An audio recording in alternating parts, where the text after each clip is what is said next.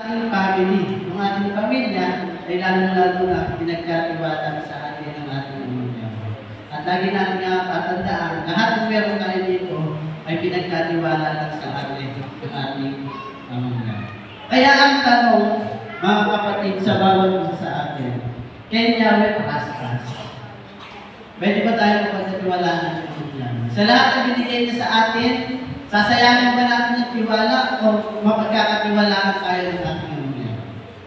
Kaya ba natin sagutin? Kaya sabi sa Lucas 16 verse 10, no? Ang mapagkakatiwalaan sa maliit ay siyang mapagkakatiwalaan sa malaki. Kaya kung tayo ay mapagkakatiwalaan sa maliit na bagay, pwede tayong bigyan ng ating amangyamin ng mas malaki. Kaya sabi sa tumaturo at aral ng mga nakaraan, no? Simula kahapon, sino bang gusto ng biyaya?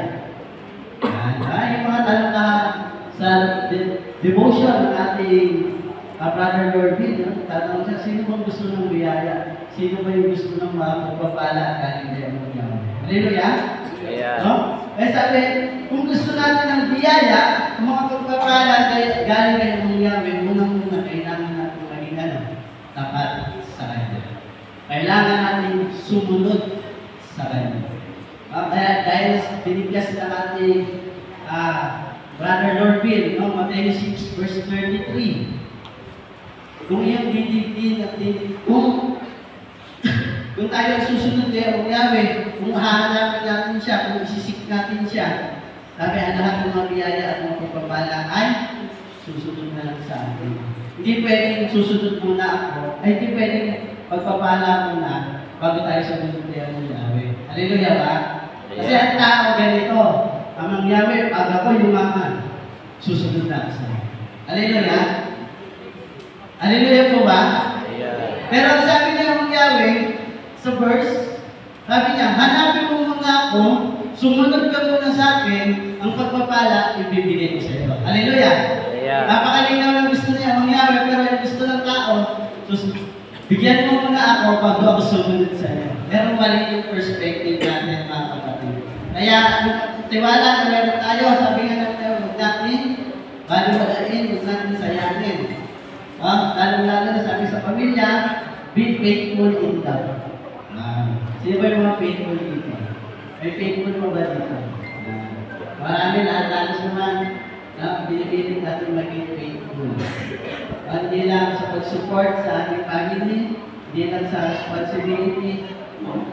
At ang pamilya ay marami kong sakot yan. Ano ba yung sakot ng pamilya? Hindi lang, pag sinabing pamilya, ano bang meron sa pamilya?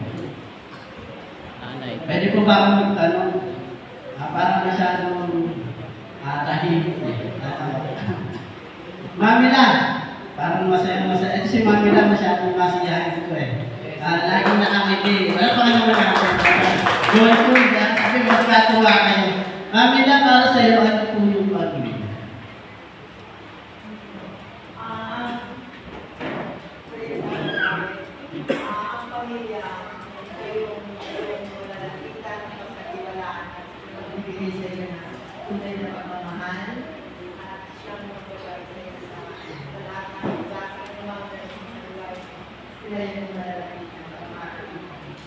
Hallelujah.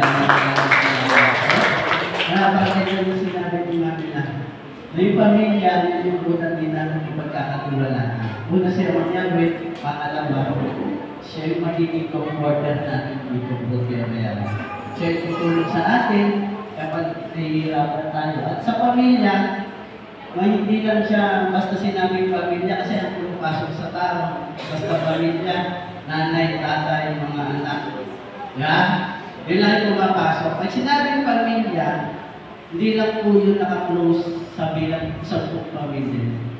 Hindi lang ang pamilya sinasabi, lahat po yan sakot sa mga kapatid mo. Di ba po? Pamilya niyo rin ba yung mga kapatid natin? Yes, lahat yan sakot. Hindi lang siya basta pwedeng i-close bilang isang buong pamilya. Ang buong pamilya na sinasabi, yung lahat din ang nakapaligid sa iyo.